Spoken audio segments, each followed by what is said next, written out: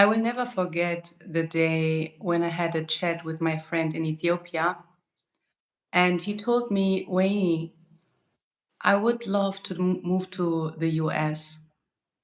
And I was shocked because it was the time when Trump just got to power, and I thought to myself, would why would anyone move to the US right now?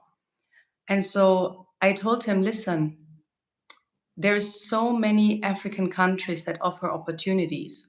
Why not choose a different African country instead of moving to the US where you will never feel like you belong, where, where the life gets harder and harder by the day. And I will never forget how he looked me deep in the eyes and said, I think you don't get me. I'm not even, my goal is not to settle in the US. All I want is to have the American passport so that I can travel like you, discover all these beautiful places on the African continent. As soon as I have my American passport, I am out. But with my Ethiopian passport, I can travel literally nowhere, not even here on the continent. And I don't know, it made me feel so bad. It reminded me of my passport privilege.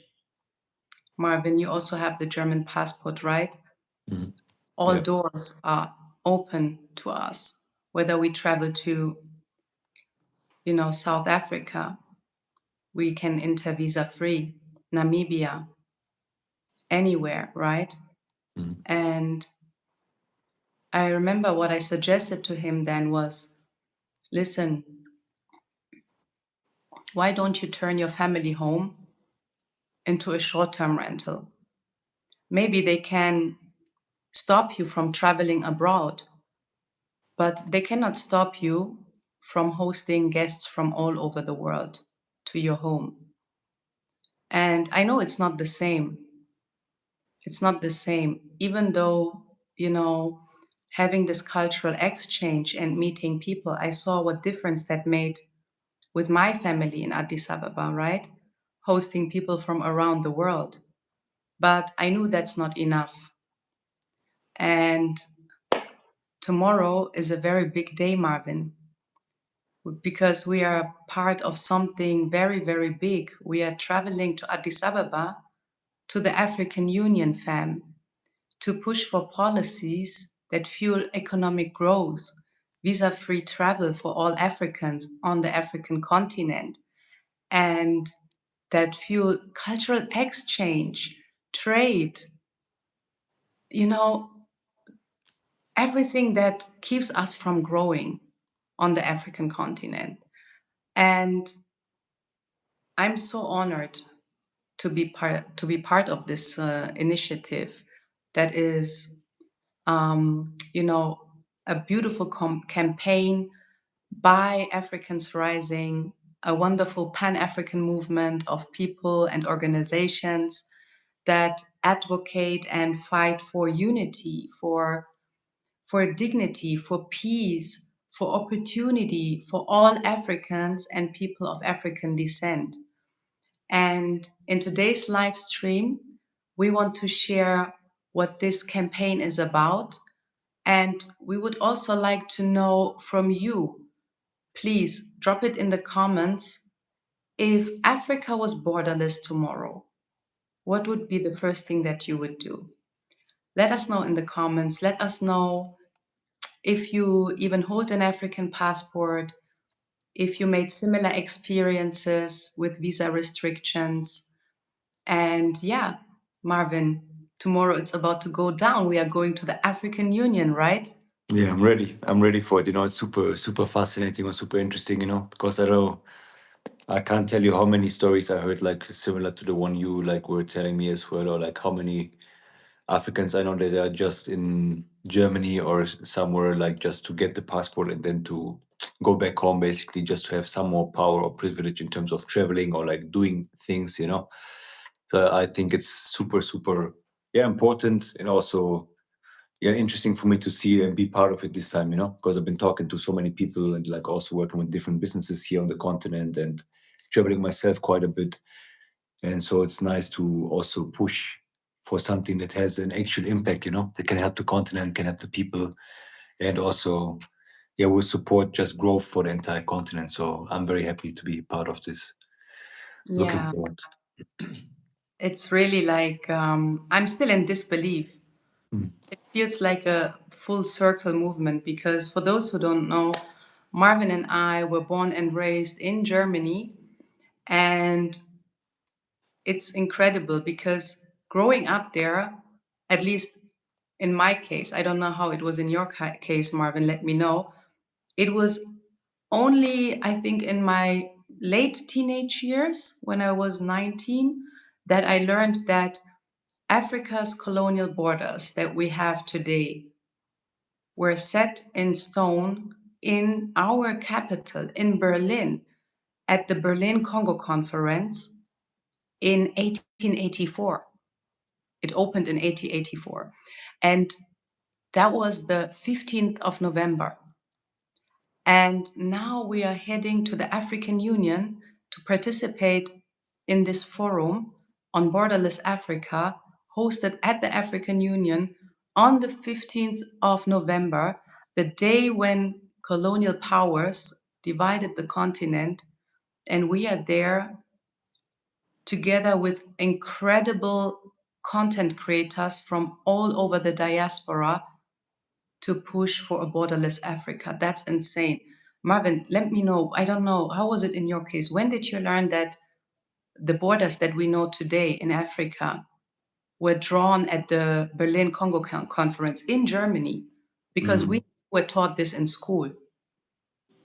I don't remember exactly when, but I heard this also like a while ago. But then, like, I think just from one of our conversations that we had, I really like understood what that really meant, back then. And also, I think first for me, when I moved here first, because back then, of course, if you enjoy, I lived in Germany I was born there and raised there, and then lived in the States for a while. But there, it's like these topics are not very like present. So I think I learned most things do I would say about the continent and like what actually like how much influence there actually is, like how difficult it actually is in terms of travel, in terms of doing business here, in terms of like everything that actually happened, also about the Africa's history. I would say mostly since I moved here, to be very honest, because since then I also got very, very curious and I want to understand everything. Since I'm traveling now also here, I want to know from the people, from the locals, what actually happened, because as you said, most things we are not getting thought, and also most people either don't know, like nobody talks about this. So Mm, I think that's why it's just like I would say for the past 3 years I really got into this and like really am getting an understanding of what actually like is used to happen here on the continent, to be very honest. mm-hmm, And also mostly from our conversations as well. This is also what sparked my interest. You had more touch points with this topic or with these topics. I'm mm, more into like the trade side and everything of things. So yeah, there's so much more I think we mostly don't learn, especially growing up in the West. mm, So even more, it's important to be here as well, to travel here and to meet people here and talk to the locals. mm-hmm. Mm. I mean, I would like to know, because you've traveled quite a lot on the African continent, how do you feel that Africa's borders make traveling within the African continent more difficult from your experience now? Mm. Mm. Yeah, I must say that it's a difference now for me with the German passport. But I met a lot of people and I always said used to like talk to them and try to understand their situation.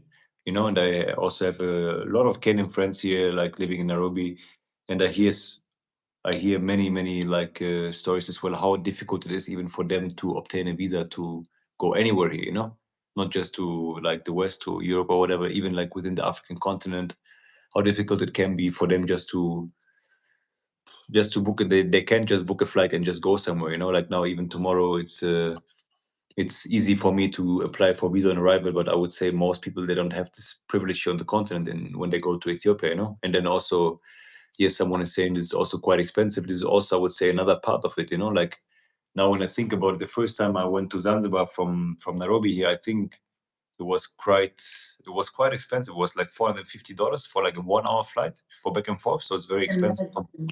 It's Yeah. compared to what I used to pay for the same flight length in Europe or in the US.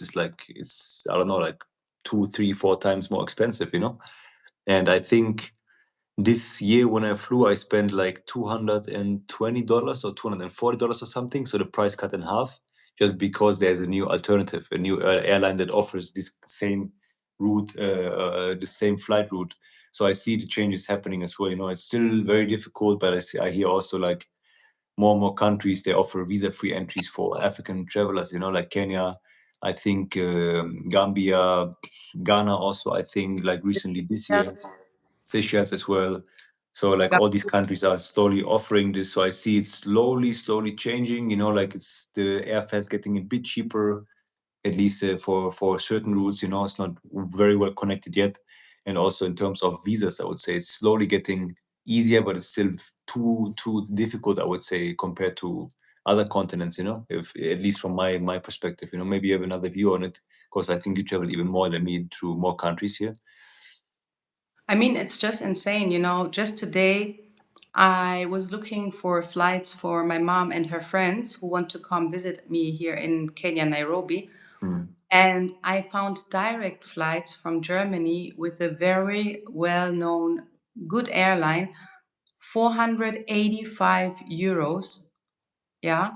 Direct flight, 8 hours round trip. And my flight to Addis Ababa cost 700 euro. That's what I mean. A It's insane. 2 hour flight. And you know what's insane? I was thinking, wow, Nairobi is actually the perfect place for me to live, of course, for many reasons. But also, I love the fact that I would be living so close to my relatives in Addis Ababa. And in my mind, I was thinking I would be able to visit them more frequently, right? Mm, mm, Sometimes when I check, flights from Nairobi to Addis Ababa round trip are almost double than the flights from Germany to Ethiopia round trip. mm, And what does this do? I mean, you just brought up a perfect example since this new airline was introduced, right? Flying from Nairobi to Zanzibar. There is an increase. I mean, I've noticed that in the Airbnbs that we are running, right? There is an increase of Kenyan visitors in mm, Zanzibar, which is wonderful, you mm, know? And especially since it also boosts the local economy mm. in Tanzania, you know?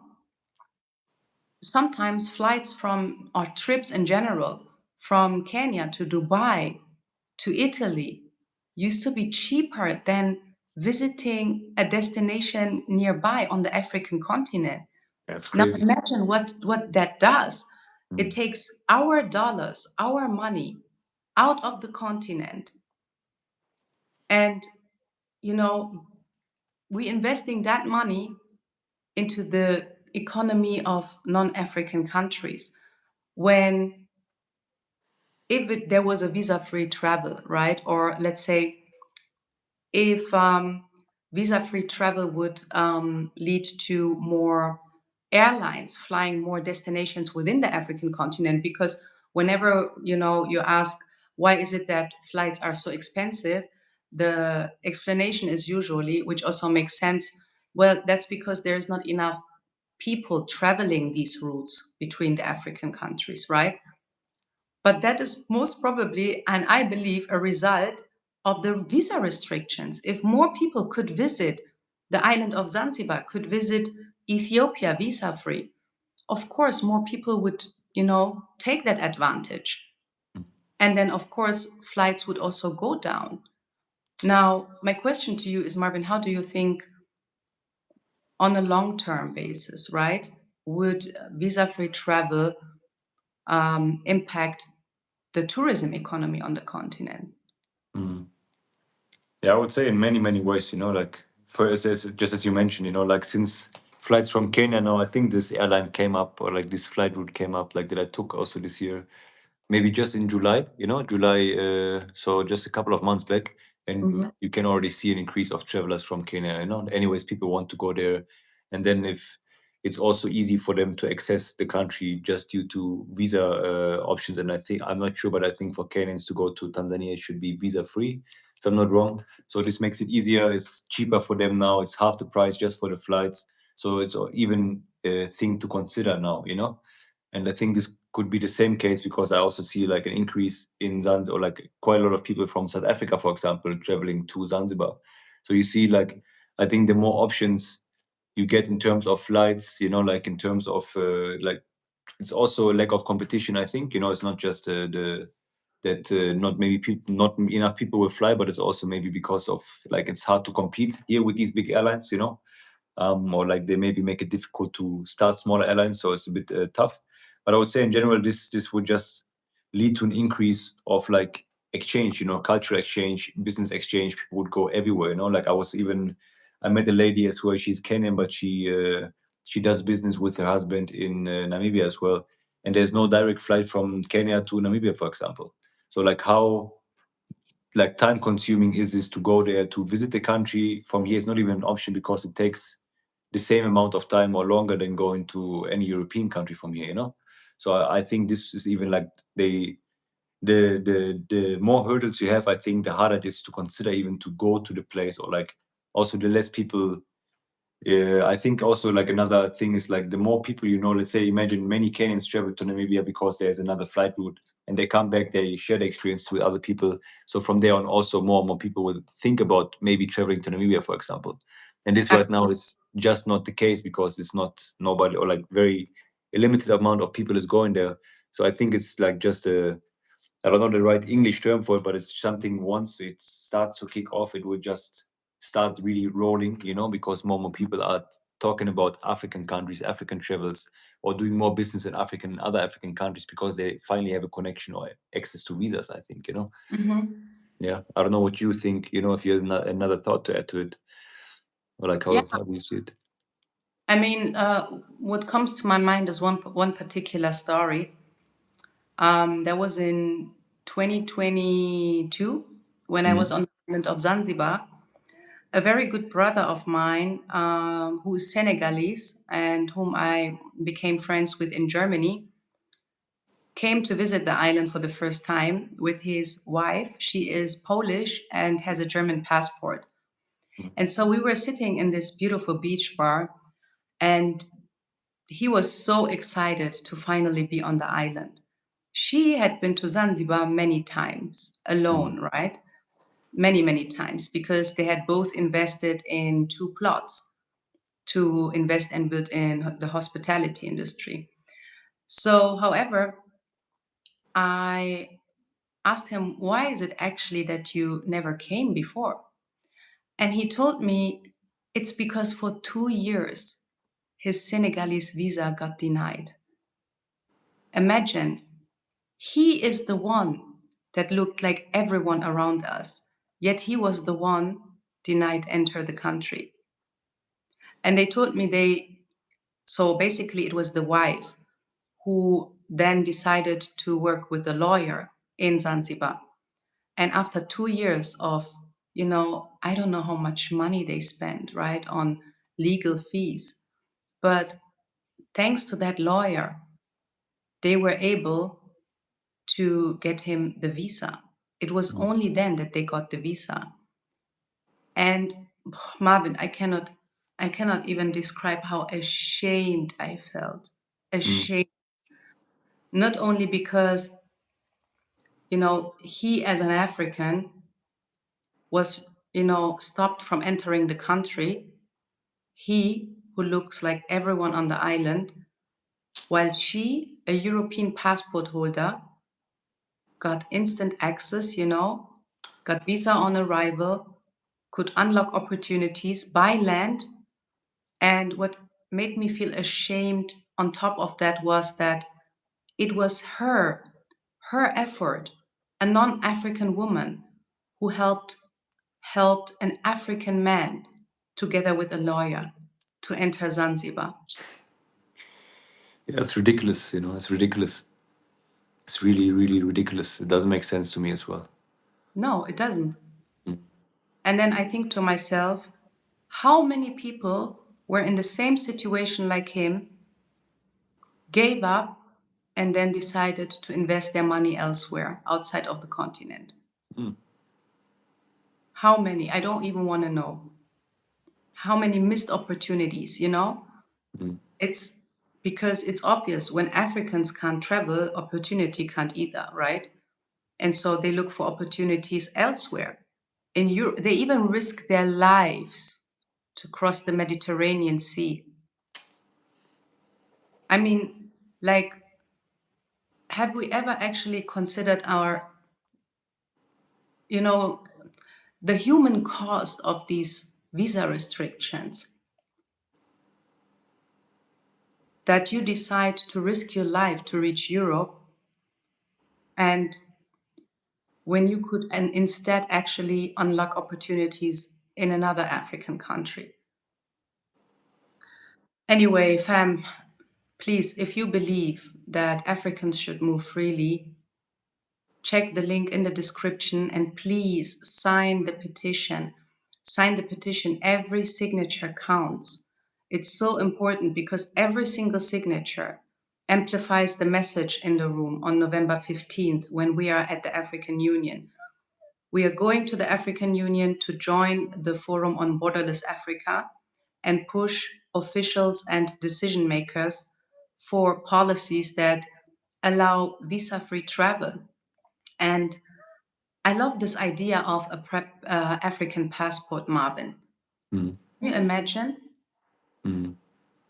Like, I would like to know from you and also from everyone in the audience, please drop in the comments below and let us know what a borderless Africa means to you. Like, if Africa was borderless tomorrow, what would you do? And Marvin, this question also goes to you. It's a good question, you know. Good question. I mean, like, even if you have a German passport, right? But it's not just a borderless Africa is not just about traveling, right? Like, think of the hustle, the pain that you went through to register your company here, to get the residence permit. Yeah, I would say at least, especially from my perspective, also first of all, anyways, travel wise, but also business wise, it would be a huge, huge difference, you know. Like just imagine now the fight that or like we had to go through just to register a business in Kenya, get our residency permit, you know, like to actually just stay here, and then it just counts for Kenya. It doesn't help in any other country, for example, as well, you know. So you have to go through the same hustle, same challenges, same paperwork, and not clear regulations as well. That makes it also very difficult because you don't know what actually you need to do, and there's also the frameworks make it tough as well, you know, like every country is so different, and at least from my experience, most, or like at least Tanzania and Kenya now in this case, they have regulations you can follow, but in the end practically they look completely different, you know. So I think it's also part of it, like part of this, like should be part of this initiative or structure, you know, that like at least you need to know what you need to do, that things actually work, you know, make it easier, you know. And even when I was reading recently about I forgot where it was, but I think here in the EAC as well, for example, it's like a small version of Borderless Africa, you know, like, or like, even if it's not like 100% yet, but like a smaller version of it. I think they even have like this, you don't have to pay any taxes or like, what is it called? Duties. I think duties once you cross the border with like a truck. If they transport good to another country, to Kenya, from Kenya to Tanzania, for example, they usually are not supposed to pay any duties. But in the end of the day, because it's not really, there's no framework in place or like no measurements in place that it actually works. On the border, they still have many difficulties and they still have to pay money left and right. So it still officially is a policy, but it actually doesn't work, you know, like at least not properly. So that's a difficulty here, I think, as well. You know, like even with this initiative now, I think there also needs to be somehow like measurements to put in place that it actually works, you know. At least everybody knows what they need to do to go to this country, or like yeah, just proper frameworks, proper frameworks and guidelines, I think, as well, then I think would be also much easier for the diaspora to come back and to invest, like now my heritage or my origin is in Eritrea, but I cannot really use this, as an advantage or like as an advantage here, I have to come in as a complete foreigner as well. Um, yeah, so I think there's many things that this would really be beneficial for, like so for me, especially in terms of doing business across the continent, it's you can't see through, I was really also when I arrived, my first business here in Kenya was a digital business, like a online business, most of it at least. And I was looking, for example, when I would have exported tech services, so like online services, they would have also charged VAT on this, for example, and this was the first country in the whole world that I heard that they do this, for example, as well. And this even made it difficult for the Kenyans to compete, even if they're very like tech savvy people. So like I think there's just too much, let's say, structural issues, that are not really, yeah, as I said, not really like you can't see through them to make the continent grow as a unit, basically. Even just exporting the skills from Kenya to Tanzania is more expensive, so they maybe source it from India or something, because it's cheaper for Mm. them. So why is that Yeah. the case? Why is that the case? You know I know. what's funny? Go ahead. You, sorry, go ahead. No, that's it. I just yapped in every direction because I got so many different thoughts and saw so many different things about. But that's it. Go ahead, Mm. Wayne. It's Yeah, you yours. just reminded me of a crazy story, and I just had to cross check that again. Imagine even like one of the biggest investors and wealthiest man on the continent, Aliko Dangote. I read that recently, but I wasn't sure if I was dreaming, and I checked it again. He was denied entry in Angola, Oh, really? and Mm. he has so many investments in Angola. And he was denied entry in Angola despite him holding an African Union passport. You know what we are envisioning for all people on the African continent, and actually also I envision that also for people of African descent, right? In the diaspora, like in the Caribbean, South America, and the US. So this version of an African passport exists already for African Union officials. And Aliko Dangote, don't ask me how he got it, but it makes total sense since he has investment in so many African countries, has this diplomatic African Union passport, but was still denied entry in Angola. And when I just cross-checked, he even stated that he needed 35 to 38 visas to travel within Africa. You know, and Mm. imagine how this blocks investment on the continent. If even one of the wealthiest, if not the wealthiest man and investor on the continent can't move and travel freely. Like, Mm. let that sink in. So that's ridiculous. It consumes more time, it consumes more money. Like eventually there are opportunities if he gets denied entry to Angola, like for what reason? I think if someone can fulfill the requirements, then he should be fulfilling the requirements, I think, or should be able at least. So what And mind you, others, they would get visa on arrival, non-European passport holders, non-African, I mean. mm, I'm not Like, sure, but I think even the Portuguese can just enter, I think, right? No? I'm not sure, I don't know, but Mm. I wouldn't be surprised, from Yeah. the story that I experienced in Zanzibar. Mm. Same like in Ethiopia. It's a shame that the country that is the heart of the African Union, where the African Union is located, right? The heart of African politics is not visa free to all Africans. Mm. And this must change, fam. Please sign the petition and share this link with your friends so that we can gather as many signatures as possible.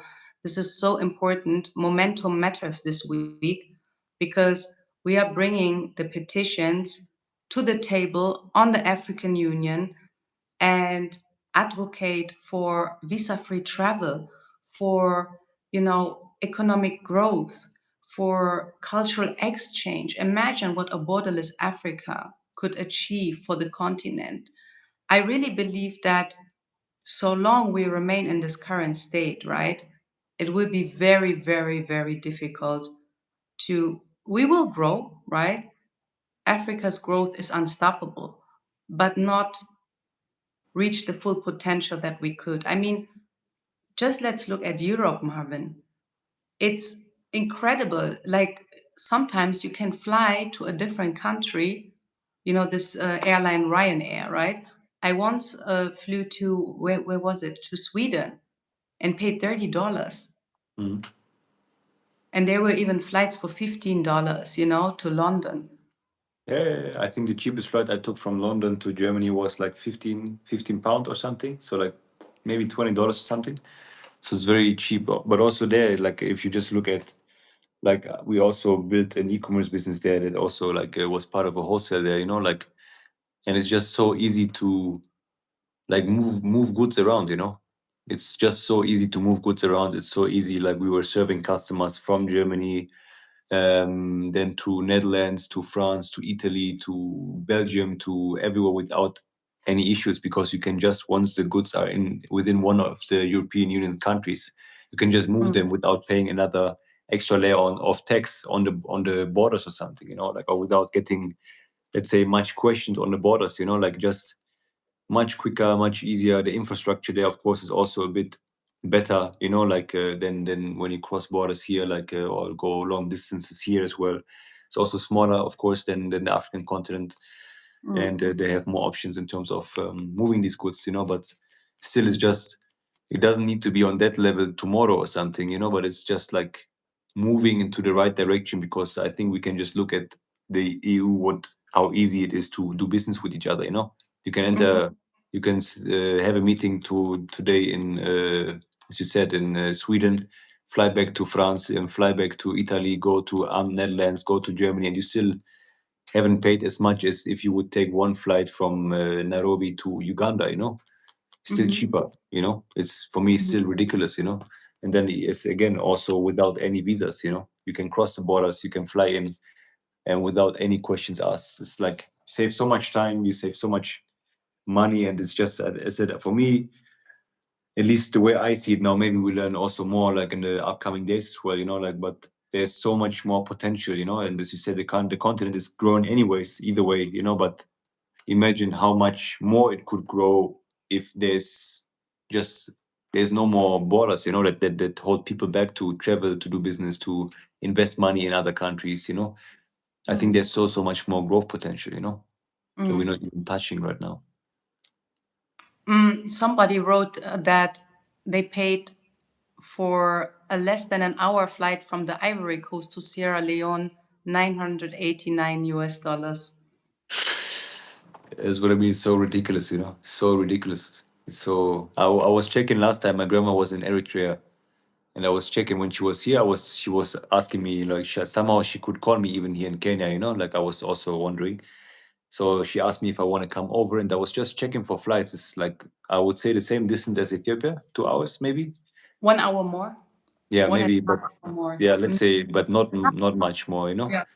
And I think the flights I found, first of all, ridiculously long, very long. I have to go either to Qatar from here. I No, had you to don't. go to Qatar. I had to go to Egypt, or I don't know, like quite far away to get there. And then I think the flight was over $1,000. Minimum 1,100, 1,200, 1,300. I was like, what is this? It's supposed to be like 2.5 hours, 3 hours flight or something like that. But they send me first across the continent and then back there. So it's, I can't imagine, but 1 hour flight for $1,000 is crazy. It's crazy. It's crazy. But it's also because I think I said it's also maybe a lack of competition.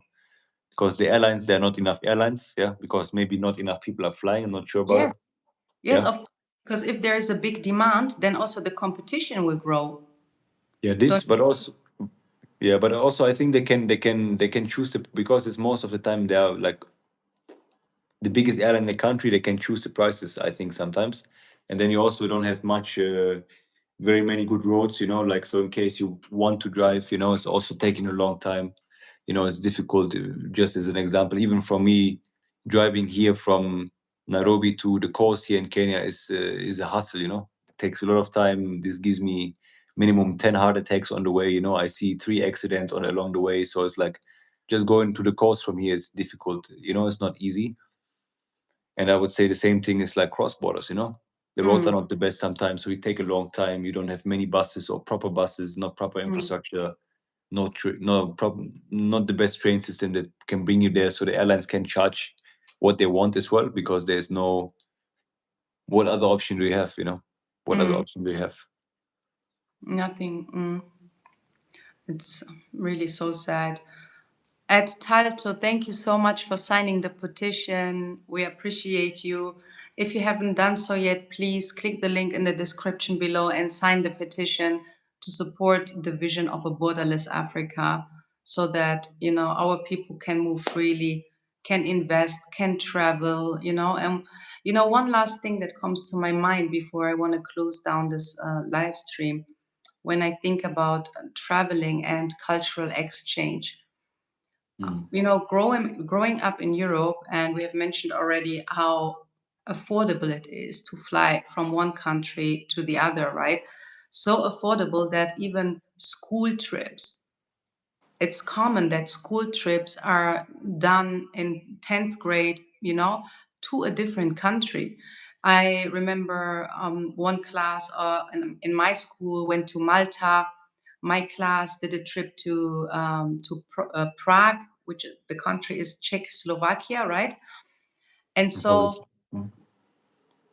what I find interesting is that I feel like in Europe, there is this we have I would say, a good knowledge about each other, right? We Germans, we know a lot about our neighbors, the French people. We know about, Italy. We understand the culture in England. We understand the culture in Poland, in Greece, because we have been there. And even if there are stereotypes, it's very difficult to fall for these negative stereotypes, because many of us have seen it with our own eyes, right? We have experienced it. And because also especially because of free travel within the European Union, we grew up with each other. Like, we are a very diverse population. So I had, in my class, for instance, I had Italians, I had Spanish people, I had Dutch people, I had people from Greece. And so that's how we learned about each other's cultures and developed this, I would say, like, you know mutual understanding, if that Mm. makes sense. However, when I look, of course, like, the African continent is huge. You cannot compare it to Europe, right? It's also the most diverse continent on this earth, with over 2,000 different languages. And on top of that, let's put aside the fact that they have depicted for centuries up to this day the African continent much, much smaller than it actually is. Still, I feel like we know so little about each other. Even we know so little about our neighbors, right? Mm. Ethiopians know so little about Kenyans. Vice versa, I feel that Kenyans know more about Ethiopians, though. But, when I talk to my relatives, even if I sometimes mention an African country, because we are expecting a guest from this country, right? They have never heard about that country. When I tell them somebody is coming from I don't know, Gabon, they were like, okay, where is that? You see? So imagine if more people could travel, what that would do. It would, like, build trust, mutual understanding, respect for each other, and it would make us immune towards the division that was sought on purpose, right? I mean, the lines, if we look at the colonial borders, these lines were drawn to mainly, exploit us, and to divide us. Now imagine if we turn these lines into roads, rails, trade routes, student exchange roads. You know what I mean? Can you imagine an Ethiopian studying in Kigali, a Rwandan studying in Namibia, and we bring back this wisdom that we learned in the different cultures, right? And different places on the continent back home, learn from each other, uplift each other, invest in each other's economies, where we could be. Like, I don't want this to be a dream anymore. I want this to be our reality. I don't want people to risk their life to start a new life in Europe. Of course, sometimes we have no other choice when a war breaks out, right? But I want them to choose a different African country instead. And so, yes, please help make this dream a reality and sign the petition. The link is in the description. Marvin, are you excited? What are you, or let me know, what are you most excited about visiting Addis Ababa, Ethiopia for the first time, right? Mhm. And, going to the African Union for this incredibly important campaign. Mhm. I have to say the first thing I'm very excited about is like visiting Ethiopia finally, It's the first time actually going close to my roots, like closer. So I'm excited about this. And then of course also like combining this with such a like great purpose, gives it even more like it fills me more with excitement, like it's so will be very interesting to see what they are really working on, like mm, how things actually translate into the practical steps, what's really happening, like because I've been following some of the movements also with the African Continental Free Trade area and stuff like this.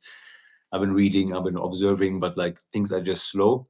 So I want to see this time really like and see the people who are trying to put these policies in place and just to get an understanding what is the issue, like how are they actually moving, like just having real conversations with them and not just reading this somewhere.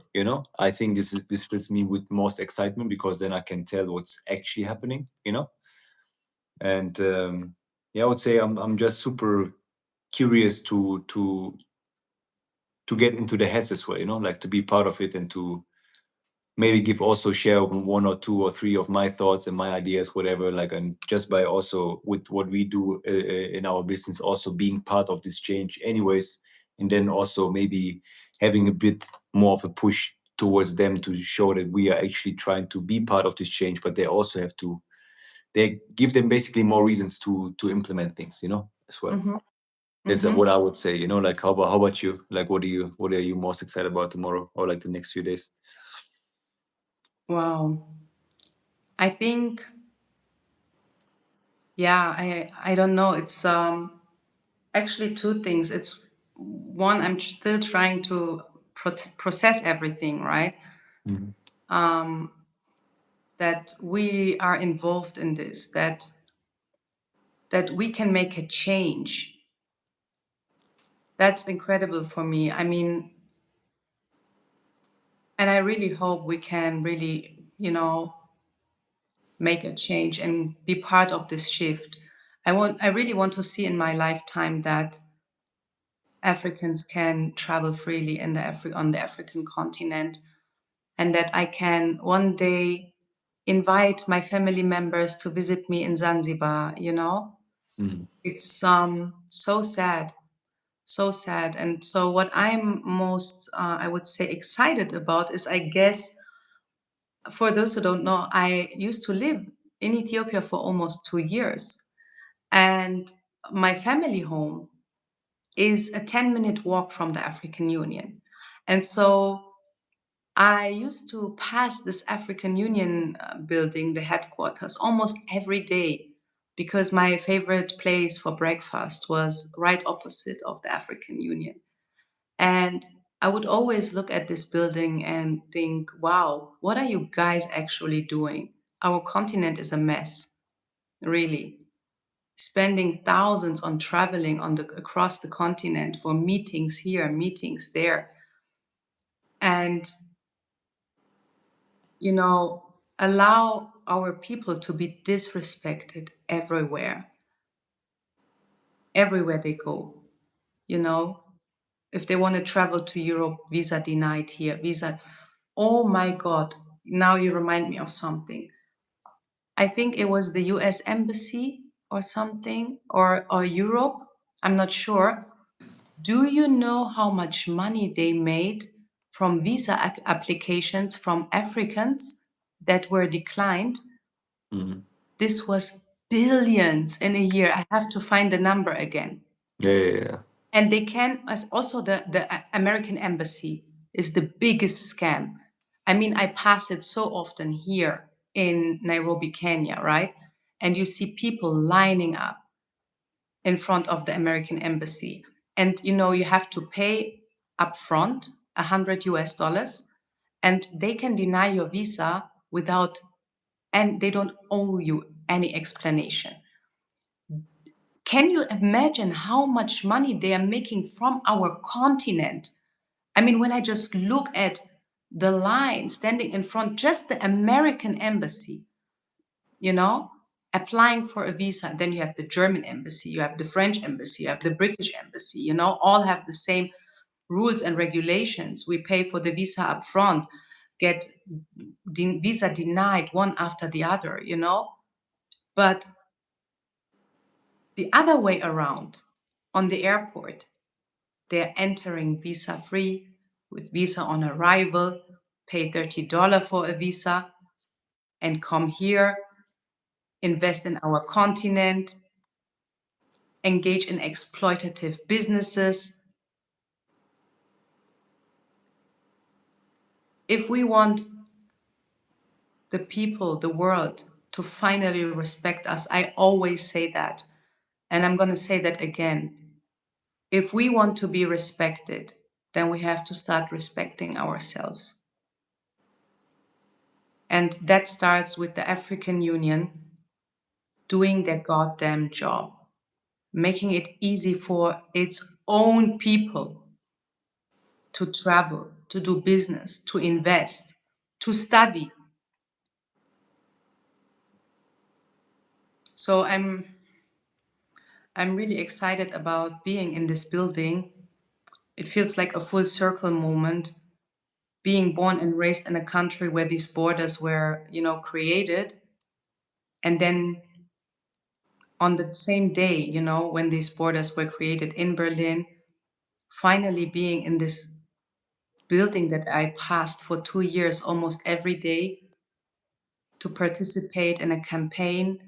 Shout out to Africans Rising, amazing organization. Please follow them on Instagram, on Facebook, on X. You know, they're an amazing, incredible organization, Pan-African movement, you know, who works tirelessly towards, you know, the unity, peace, dignity of Africans and people of African descent.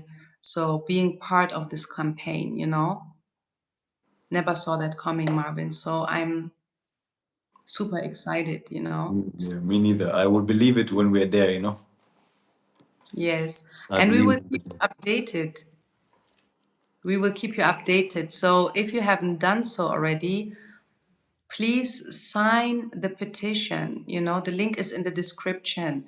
Every signature counts, because if we can gather enough signatures, they can't ignore us anymore. Then it becomes policy. Then it's their duty. They can't, you know, pretend they didn't hear us. And if you don't follow me yet on Instagram, please do so, because on Instagram, I will share on the ground updates in my Instagram stories. I will share behind the scenes moments. And you will also be able to ask questions that I can hopefully, you know, carry into the room on November 15th, this historical day. And yeah, please share with us in the comments, what does a borderless Africa look like for you? Marvin, see you tomorrow at the airport. Let's go, fam. Let's rock this. Please See you stand with tomorrow. us, fam. See you tomorrow, Marvin. Good See you night. tomorrow. Cheers, Thank everyone. you Bye for bye. Thanks for supporting us. Bye. Thank you. Bye. Bye.